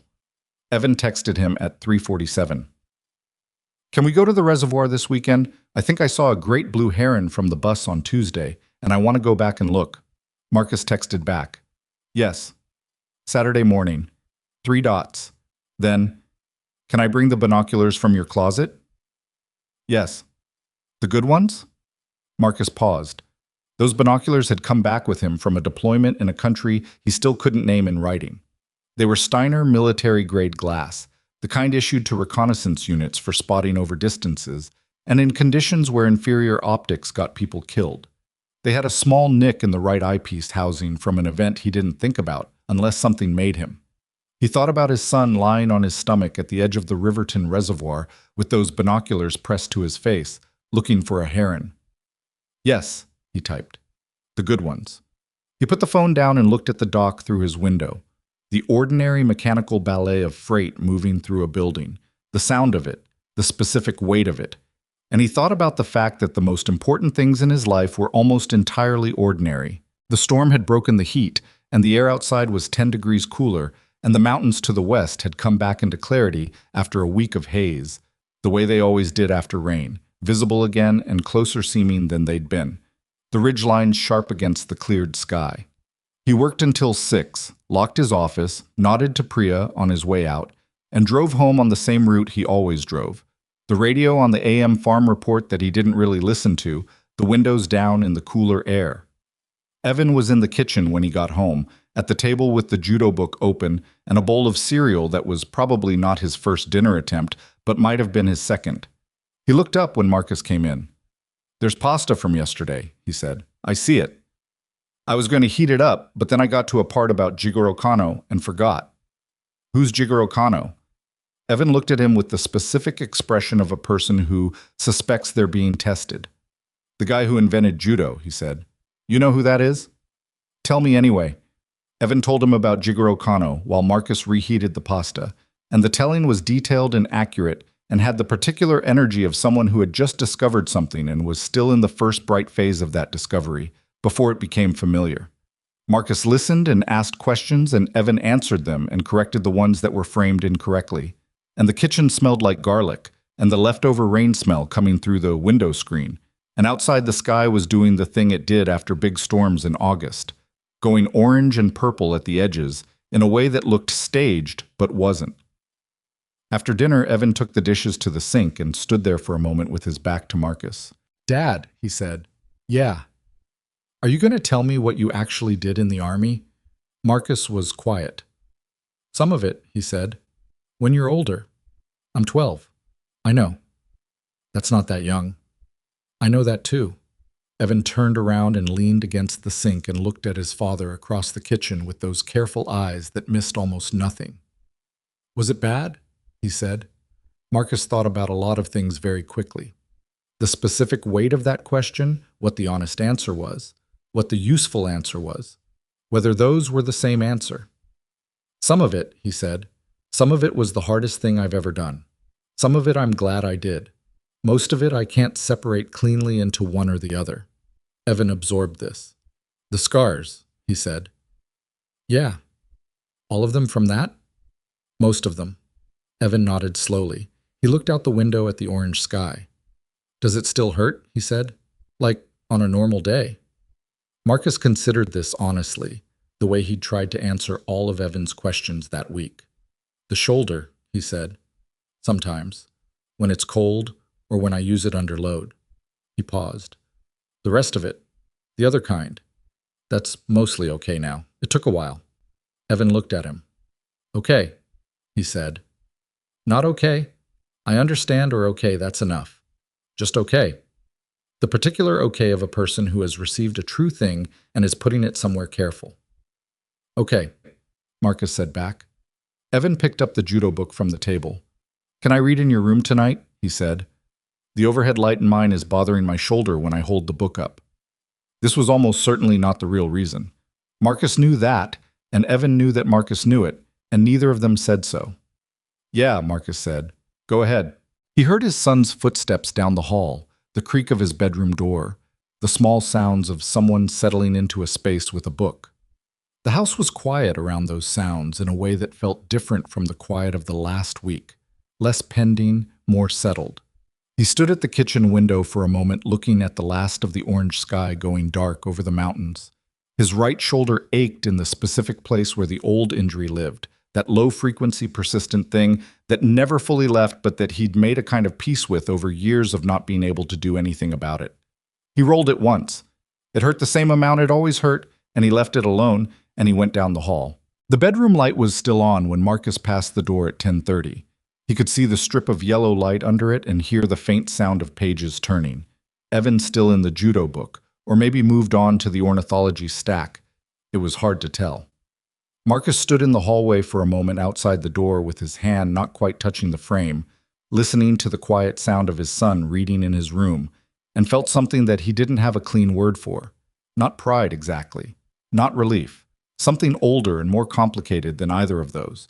Something that lived below language in the part of a person that doesn't have words for the things it most needs to say. He went to bed. He slept better than he had all week. The state investigation results came in formally, 6 weeks later, delivered in a letter to the complainants, and posted to the Regulatory Board's public records database, which Marcus found out about through Renata Park, who texted him the link on a Tuesday morning with the message, "It's official. Read page 4. He read it on his lunch break in the truck. The findings were thorough and specific. 7 verified incidents of excessive force or inappropriate contact with minor students across a 14-month period. 3 findings related to Derek's instructor certification documentation containing misrepresented competition credentials, and a 4th finding Marcus hadn't anticipated, a pattern of financial coercion, specifically language in Derek's enrollment contracts that had been deemed by the board's legal team to constitute an illegal liability waiver for minors, which in Colorado could not be signed by a parent on a child's behalf for instructor negligence. That last one was the one with teeth.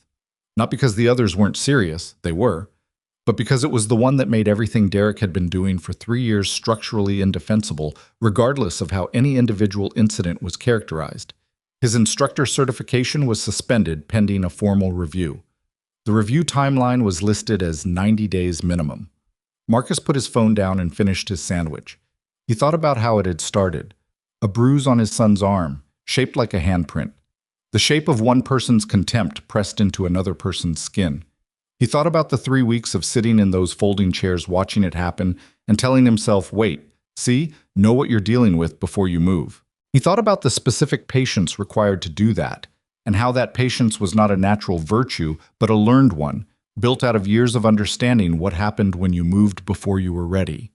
He thought about all the kids who'd been in that gym before Evan, the ones whose parents had quietly pulled them and said nothing, the ones still in the program who'd learned to absorb the cruelty as the price of being there, the ones who'd gone home shut down and flat, and had been told by people they trusted that this was just toughness, this was just the process, this was how you learned. He thought about Cam Park, who'd come home from 6 months of Iron Wolf with a particular kind of flatness that his mother had described on the phone and that Marcus understood from the inside in a way he couldn't fully explain. He texted Renata, "Good. Thank you for doing this. She texted back, thank you. Page 4 wouldn't exist without Tuesday night. He wasn't sure that was true. He thought Renata Park would have gotten there eventually regardless, because she was the kind of person who got where she was going regardless. But he appreciated the sentiment. He went back inside and finished the shift. Iron Wolf Combat Academy closed at the end of October. Not with drama, with the particular quiet of a business whose momentum simply stops. Derek didn't make a public announcement. The website went dark on a Thursday, the social media accounts went to private on Friday, and by the following Monday, the sign over the door on Millbrook Avenue had been taken down, leaving a rectangular ghost on the facade where the paint behind it was marginally less faded than the rest. Marcus drove past it on his way to the hardware store that Saturday. He slowed enough to look at it. The empty storefront, the bare facade, the for lease sign that Tom Garrett had apparently put in the window the same day the Iron Wolf sign came down. And then he kept driving. Evan was in the passenger seat. Is that it? Evan said, looking at the storefront as they passed. Yeah. Evan turned to watch it through the rear window until they were past the intersection. Then he turned back around and looked at the road ahead. Okay, he said. That was all. Marcus didn't add anything to it. Some things didn't need more than that. November brought the cold down from the mountains in the particular way it arrived in Riverton. Not gradually, not like a season changing, but with the abruptness of a door opening into a cold room, one day warm enough for a t-shirt, and the next morning frost on the windshield at 6:47 when Marcus went out to the truck. He'd gotten the AC fixed. He'd also finally replaced the driver's side door seal that had been letting cold air in around the frame for 2 winters, which Evan pointed out he should have done the previous year, which was correct. Diane called on a Sunday morning in early November, and they talked for 20 minutes about Evan's shoulder, which had healed clean the way the PA had said it probably would, and about Thanksgiving arrangements, and about a school project Evan was doing on bird migration patterns that had apparently impressed his science teacher enough to recommend him for the district's environmental research program. He told me about what happened with the gym, Diane said, near the end of the call. Marcus had been expecting this. He waited. He said you went onto the mat with the instructor. Yes. He said... She paused. The pause had a specific texture to it, the one she used when she was deciding how much of what she felt to put into a sentence. He said you didn't fight angry. He said you were completely calm the whole time. I wasn't angry, Marcus said. I was clear. Another pause. That scares me sometimes, she said. How clear you can get. He thought about how to answer that honestly. I know, he said. It used to scare me too, less than it used to. Is that better or worse? I genuinely don't know. Diane made a sound that wasn't quite a laugh. At least you're honest about it. She was quiet for a moment. Evan's proud of you. He didn't say it like that. He said it the way he says everything, which is sideways and careful. But that's what he meant. Marcus was in the kitchen. The morning light was coming through the window at the low November angle, hitting the counter at a slant that made the ordinary surface look briefly like something worth looking at. How are you? He said. I'm okay, she said. Better than last year. Not as good as I'd like to be, the usual. She paused. You? Same, he said. The usual. It wasn't a warm conversation exactly, but it was an honest one, which between the two of them had always been worth more. Or, the woman from Fort Collins who took over Tom Garrett's Millbrook Avenue space was named Sandra Osei, and she opened her doors the first week of December, under the name Riverton Athletic Foundation, which was a slightly ambitious name for what was, at that point, a single storefront with new mats and a hand-lettered sign. But Marcus appreciated the commitment implied by the naming choice. He found out about it through Renata Park, who had apparently been in contact with Sandra Osei since before the Iron Wolf closure, and had helped coordinate the transition with the kind of quiet, organized efficiency that Marcus was coming to understand was simply how Renata operated in any situation. She's the real thing, Renata told him over the phone. 15 years coaching, 3 of her students went to junior nationals. She runs her classes like she actually wants the kids to succeed. What age range? 8 to 18. She's doing 2 beginner sections specifically for kids who left programs like Iron Wolf. She calls it a re-entry track, basically designed to rebuild confidence in kids who got damaged somewhere else. Marcus thought about Cam Park, about the flatness, about the 6 months of sessions that had cost him something that couldn't be itemized on an invoice. Cam going to try it? He said. He's already signed up, Renata said. He asked to. I didn't push him. She paused. That's how I knew she was the right person. Marcus thought about this. Is Evan interested? Renata asked. It was a question Marcus had been turning over for a few weeks without landing on an answer. He'd mentioned the new gym once, obliquely, and Evan had nodded and gone back to his book about bird migration, which was not a clear yes or no, and was probably both simultaneously. I don't know yet, Marcus said. I'll ask him. He asked him that evening while they were watching the Rockies lose, which they did with comfortable regularity, a shared activity whose appeal had never been about the outcomes. There's a new place on Millbrook, Marcus said. Different instructor. Renata Park's kid is signing up. Evan watched the pitcher throw a ball outside the zone. What kind of place? He said. General martial arts. Focus on youth. The instructor has a good reputation. Evan was quiet through 2 more pitches. Is it going to be the same as Iron Wolf? No, Marcus said. It's not. How do you know? Because I looked into it, and because the person running it is there for different reasons than Derek was. Evan thought about this. The pitcher walked the batter and the catcher jogged out to the mound, and there was a conference on the grass. I'd want to see it first, Evan said, before I sign up. That's the right call. Can we just go and look? Yeah, I can make that happen. Evan nodded. He pulled his knees up to his chest on the couch, which was how he sat when he was thinking about something and didn't want it to look like he was thinking about something. Dad, he said. Yeah. The judo book I was reading. He stopped. Started again. Kano said something about the point of martial arts. He said it wasn't about making strong people stronger. It was about giving people who were small or weak or whatever, giving them a way to be effective, a way to use what they had instead of just losing to whoever had more. He looked at the TV. I kept thinking about that. Marcus looked at his son. Yeah, he said. That's the right part of it. Is that why you learned it? Marcus thought about an honest answer. Partly, he said. In the beginning, it was mostly because I needed to not die in circumstances where size mattered. He paused. Later, it became about something else, about being able to control a situation without having to destroy it. Evan thought about this for a moment. Tuesday night, he said. The gym. You controlled it without destroying it. I tried to. Derek's gym closed. That was Derek's choices over 3 years, not Tuesday night. But Tuesday night was the thing that made the choices visible. Marcus looked at his kid, 12 years old, sitting on a couch watching baseball and working through the ethics of force and consequence with the same careful attention he brought to bird migration patterns and judo history. Yeah, Marcus said. That's right. The pitcher threw a strike. The catcher jogged back. The game resumed. Bob. Sandra Osei was a compact woman in her mid-40s with close-cropped hair and a way of being still that Marcus recognized. Not stillness from inactivity, but from practice. The kind of stillness that's available to you precisely because you know how to move when you need to. Marcus brought Evan on a Saturday morning, 2 weeks before Christmas. The storefront had been repainted inside, the walls a clean muted gray instead of Iron Wolf's aggressive black and red. And the mats were good quality and properly laid, and the lighting had been upgraded from fluorescent to something warmer and less institutional. A few families were already there when they arrived, some kids stretching, 2 teenagers working a slow partner drill in the corner. Sandra came to meet them at the door. Marcus, she said. She'd spoken to him briefly on the phone at Renata's introduction. And you must be Evan. Evan shook her hand with the same directness he brought to everything.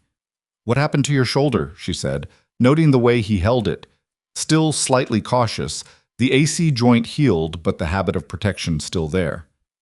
Old injury, Evan said. For my last gym. Sandra looked at him levelly. How old? About 4 months. Fully healed? The PA said yes. I still favor it sometimes. Okay. She nodded. We'll keep that in mind. You don't have to sign up for anything today. You can watch if you want, or you can participate in the beginner warm-up and see how it feels. Evan looked at Marcus. Marcus looked at him back. Up to you, Marcus said. Evan turned back to Sandra. I'll try the warm-up, he said. Marcus took a seat in one of the chairs along the wall. Different chairs from Iron Wolf, actual padded folding chairs instead of the metal kind. And he watched his son walk out onto the mat. The warm-up was simple and physical, and Sandra ran it herself rather than delegating it to an assistant, which Marcus noticed. She corrected form without commentary. A hand on a shoulder here, a demonstration there. No remarks that operated on two levels. No calibrated observations designed to land with the room rather than with the student. When Evan's footwork slipped in a transition drill, she demonstrated it again slowly, asked him to try once more, and when he got it on the second attempt, she moved on without inflating the success or turning it into a lesson about his prior failure. 40 minutes. Evan's shoulder didn't bother him. His footwork wasn't good. He was 12 and new, and his proprioception was still catching up to his understanding.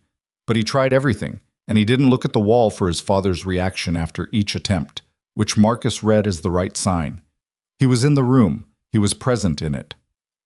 At the end of the session, Sandra dismissed the group and came over to where Marcus was sitting. She sat in the chair next to his, and they both watched Evan talking to another kid near the water fountain. A boy about his age, some kind of animated exchange about something neither of them could hear. "He's got good instincts," Sandra said. "He's careful," Marcus said. "He observes before he commits."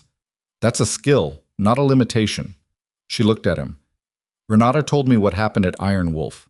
Not all of it, but enough." "Enough to what?" "To understand why he holds that shoulder the way he does, and why he looked at you before he decided to come out on the mat." She paused. "He needed to know it was safe before he tried. That's not weakness, that's sense." Marcus looked at his son, laughing at something the other kid said. A real laugh, unguarded, the kind that doesn't think about what it looks like. "He's going to be okay," Sandra said. It wasn't a question, and it wasn't a reassurance. It was an assessment. "Yeah," Marcus said. "He is." She stood. "You're welcome to stay and watch whenever he's here," she said. "But you might also find, after a few sessions, that he doesn't need you to." "I know," Marcus said. "That's the goal." Sandra smiled, brief and real and without performance, and went back to the mat. Derek Cross left Riverton in January. Marcus heard about it from Tom Garrett in a short text. "Derek's moving to Phoenix. Thought you should know. No additional context, no editorial." Marcus replied, "Okay, thanks." And that was the entirety of that. He didn't feel anything particular about it. Not satisfaction, not relief. Derek Cross moving to Phoenix was just a fact that contained other facts, like the fact that a 26-year-old with real skill was going somewhere new with some hard information about himself that he hadn't had before. And what he did with that information was his own business and no longer Marcus's problem. He thought about what Garrett had said that morning at the diner. He asked what he should do. He thought about the specific significance of that, of a person who has always projected absolute confidence sitting down in front of someone and asking, simply and without performance, what they should do next. That was a different person from the one Marcus had watched across the mat at Iron Wolf. Not a better person necessarily, not yet. A person at the beginning of becoming different. Whether that became anything was Derek's work to do, not Marcus's. He let it go. March arrived and brought mud, and then sudden warmth, and the particular quality of Colorado spring light that makes everything look simultaneously brand new and very old. Evan's shoulder was fully cleared by a follow-up appointment with an orthopedic specialist that Diane had insisted on, and that Marcus had agreed was the right call. The specialist told Evan the joint had healed correctly, no residual instability, and then asked him what sport he was in, and Evan said martial arts, and the doctor said good in the tone of someone who approved of things that built proprioception and body awareness in 12-year-olds.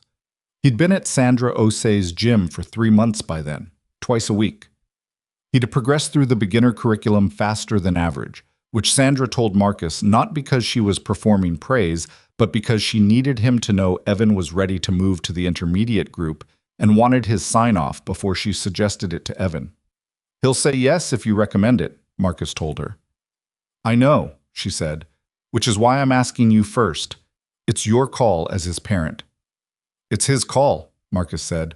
"Tell him what you told me. Let him decide." Evan decided in about 45 seconds. Marcus didn't watch every session anymore. He dropped Evan off and ran errands or sat in the truck with coffee and a book. Or on days when the weather was right, walked the 3 blocks to the small park on Cedar Street and sat on a bench and watched the mountains and thought about whatever came up. What came up, on a Thursday afternoon in late March, was a phone call he hadn't been expecting. A man named Carver. No title offered, which was its own title. The kind of voice that had spent years operating at a controlled volume, regardless of the content of what it was saying. "Mr. Hale," the voice said. "Yes. I'm going to apologize in advance for the oblique nature of this call. I'm not in a position to identify myself formally, but I believe you'll understand the context." Marcus understood the context. He'd been half expecting some version of this since Monica Vass had asked her questions during the statement call, and then gone quiet in a specific way that said she'd found something she wasn't going to write into the official record. "What do you need?" Marcus said. "Nothing urgent," Carver said. "We became aware of the Riverton situation through secondary channels. The nature of your involvement, specifically the nature of the competency you demonstrated, flagged a review of your file. I left the service a long time ago." 11 years, Carver said. "We know." A pause. "We're not calling to recall anything. We're calling because there's a program. Voluntary. Civilian-facing. It involves training law enforcement and first responders in close-quarters control techniques for situations involving minors in crisis. Schools, domestic situations, that category of thing." Another pause. "The need for someone with your specific background and your evident ability to modulate response according to context is not common."